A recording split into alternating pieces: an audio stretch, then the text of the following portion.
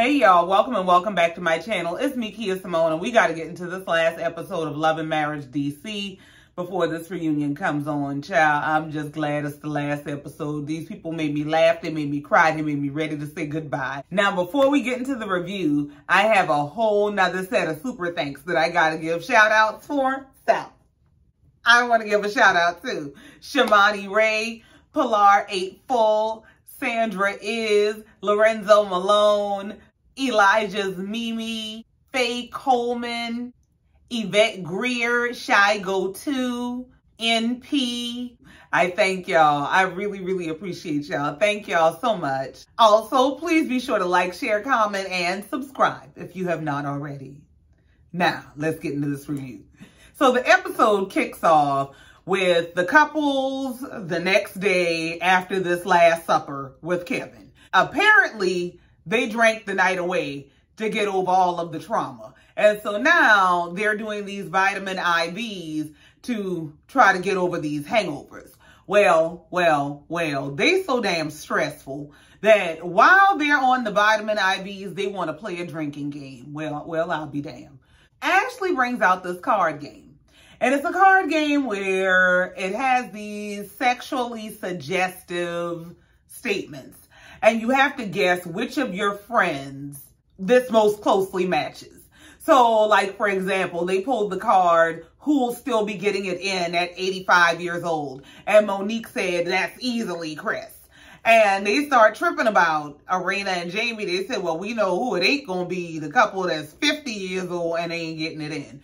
And so now Jaime in the confessional telling us how they had planned to do it after they talked to the sex therapist, but they still didn't do it. But this time they got an excuse. And the excuse is Chris and Monique don't like to turn on their heat. So, yeah, Chris and Monique, y'all got to stop bringing people to this house to be uncomfortable. That ain't right, okay? The two things you're not going to do to me is have me uncomfortable or have me hungry, all right? Please don't bring me to your house to freeze. I can freeze at home. Bring me to a heat-controlled environment. So Erana and Jaime said, you know, we planned to get it in like we had talked about with the sex therapist. But yeah, we just snuggled for our lives. We used our body heat to try to set a campfire and survive in this bitch. Now, somehow, this game is pulling confessions out of Quik because Quik decided, well, now is the perfect time to tell my wife I cheated on her 20 years ago. Yeah,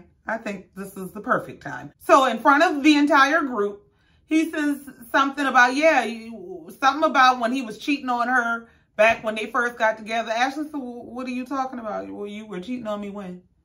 He said, you remember after we had the baby and then you moved in and then we got serious? I said, well, damn, that's backwards as hell. I mean, well, y'all made it, so who am I? What do I know? But go ahead.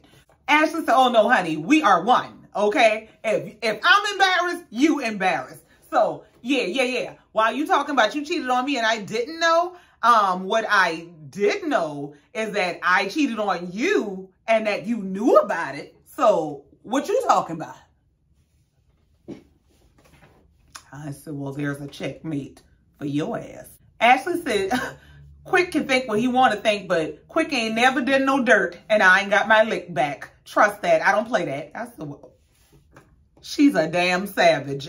So now, everybody quiet, because what the hell? They don't know if this is some, we don't know if y'all playing. We don't know if she about to give you a 20-year-old ass whooping. We don't know what's about to happen. And now Quik scared because he know he done, but he can tell his wife mad for real, you know. Yeah, she done gone from aggressive Ashley to angry Ashley because I know my wife. Yeah, and now everybody quiet and I want them to talk about something else because now they making it worse. No, player, you know your wife. You knew better than to tell her that and to tell her that in front of a group of people and to tell her that in front of a group of people in front of a group of cameras for a cable network. You knew better. You knew better. You knew you was about to get your ass whooped. You knew it. So they survived this game to go on to the next game that Ashley is hosting. And it's a couples game where all of them come dressed as their favorite musical couples. Now, the couple choices were a bit questionable to me. Quik and Ashley were Ike and Tina. Do y'all know their story? Chris and Monique were Biggie and Lil' Kim. Y'all know Kim was the side chick? Tasha and her husband came as Erykah Badu and Andre 3000 now. Now, that is my favorite pairing, but they didn't last either. And Erana and Jaime came as Beyonce and Jay-Z. They gonna stay together through whatever. And apparently corner store Al B. Sure made them feel bad for Winter because she did get to spend the night. She's allowed to stay and participate in their couples game, but they're gonna let her be a single gospel artist. She gonna be Yolanda Adams is who she gonna be. So in this game that they're playing, the question that's being asked of all the couples is, knowing everything that you know about your spouse today, would you marry them again? And Ashley done had all day to think about this 20-year-old ass whooping. She didn't even know she owed this man. And she said, well, you know, if you're asking me, the answer is no. No. Because I was really, really young. I was really infatuated and in love. And in my eyes, he could do no wrong. And I didn't realize I was going to sacrifice 20 years of my life to basically raise a man. Yeah, so. And I ended up with the short end of the stick all the time. So, yeah. No, I can't say that I would do it again. Quik said, well, I absolutely would for all the reasons she just listed. Everything you just said is why I would marry my wife in a heartbeat. Because she was there when nothing and nobody else was. She's been everything to me. And for that reason, absolutely without question, without doubt, I would marry my wife again. And so now, Ashley ain't 20-year-old mad no more. So the question moves over to Chris and Monique, and we know, this ain't gonna go well. Chris starts off by explaining that, you know, Monique is difficult and demanding and controlling. And this is gonna go uphill any minute now. But he would have it no other way. That he's never felt like he feels for her about anybody. Not even his college sweetheart. And Monique is pissed off. Monique said, don't nobody want to hear about her. You don't have to bring her up to give me a compliment, which is true. Which is true. Especially after you just led with difficult, demanding, and controlling. So the question got to Monique, and Monique said, no. I think that piece of paper complicated us. I think we should have still been together and just been spiritually married, had our children, had our life, but never actually got married on paper because I think we were so much more fun back then. Child, just say you want to be able to walk away from this relationship whenever you're ready and still have the security that comes from it. Say that. So Erana and Jaime get the question, and Jaime says without a doubt he would absolutely marry Erana again. There's no question because she is the sweetest woman that he knows. She's always been that way, and she is the exact same person she was 30 years ago, only better. And Erana said the same thing about Jaime, that yes, she would marry him again, that he is the exact same person that he was 30 years ago. Now, that's not quite the same compliment, but okay. And Jaime said, yeah, I'm the same insecure bulldog. Yeah, Jaime, that's not a flex. That's not a flex, babe. You want to work on that. So the trip comes to an end, and we see Chris and Monique back at home with their kids. They take their kids to horseback riding lessons. Well, while the kids are doing their lessons, Chris and Monique are off to the side talking. Well, they talk about the college sweetheart comment and rehash the whole would you marry me again conversation. And Monique asked Chris, you know, were you surprised by my answer? Chris says, yeah, I was very surprised by your answer. And Monique tells him that she wants him to start thinking before he talks about the impact of what he says, because he says things that are disrespectful and embarrassing, like the college sweetheart comment. Well, I get her being embarrassed and hurt by that comment. I get it. However, Monique literally needs to take this advice. She tells Chris to his face that she bashes him to her friends all the time. But it's like she thinks that her feelings matter more, or that it's not as bad because she's not comparing him to somebody. There's something that's just not connecting. So Chris starts trying to explain himself by saying, listen, all I was trying to say was that there's no comparison for how I feel about you, and that there is only one person I cared about before you, and so I was using that for reference. Well, Monique is upset all over again. You're doing it again. And she starts crying about how it's embarrassing, and she feels like she always has to prove her value and things of that nature.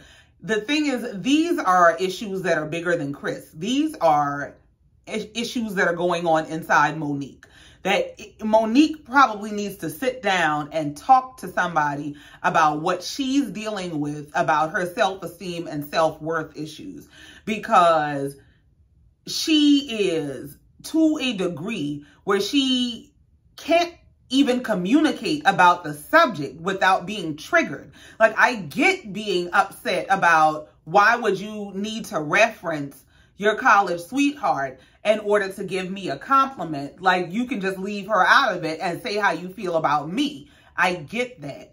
But when they're trying to have the actual conversation about that, and the man is trying to explain where he's coming from, and she has said in the past that he speaks Alabama like he's not that bright, he's using what terminology and what ability to communicate he has to communicate and to try to explain himself. But y'all can't even have a conversation about the issue without it exploding. So she's crying both at the park and in the confessional about feeling like she always has to prove her value. And Chris starts trying to comfort her. And Chris tells her, you don't have to prove your value to anybody. You're absolutely valuable. And she's saying, you know, don't say that because it's not what you think. It's how I feel. And it's like there's nothing he can really do. She says she feels insignificant in their marriage. But other than the complaint about them not being connected, how is Chris causing that feeling of insignificance? Or is that coming from something internal? Monique explains that this is an issue that she's had all her life, of needing to prove her value and prove her worth. And the thing is, if that's an issue she's had all her life, that's not a Chris issue. That's something that Monique has to work on. And if you don't address the issue and resolve it from the internal root, you can move to 10 other relationships you're going to have the same issue, because the issue is not that person. The issue is coming from an issue in you. So we move on to see that Erana and Jaime are at home, and they are preparing for a surprise court date for their son. Their oldest son came into their room the night before and told them that he has court in the morning for 9 charges that he's facing. There are 9 weapons and narcotics charges that carry anywhere from 5 to 25 years. And Erana breaks down in the confessional explaining that her father actually died in prison, and she is afraid of her son ending up like her father. That was hard to watch, quite honestly. Like, hearing Erana's story, 1, is heartbreaking, and 2, makes her relationship with Jaime make a lot of sense. It makes a lot of sense why she would stay in this relationship, why she would cling to this man. My heart literally broke for Erana. So we move on to Ashley throwing her book launch party. Her book, Do That, is coming out, and everyone is invited to celebrate, even Winter. Winter is just happy she got an invitation and she gets to be in the room.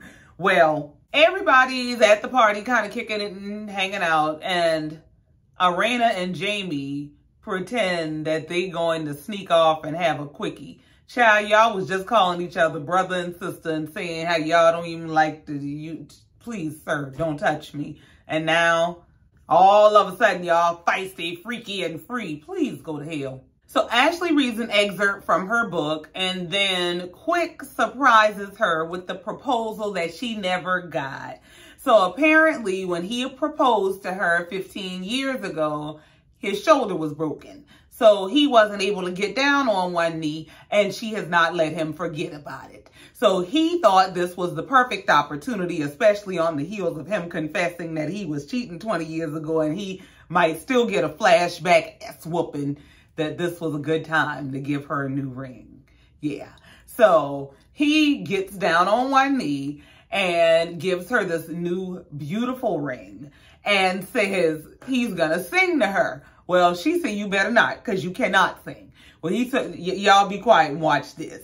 And next thing we know, Tank.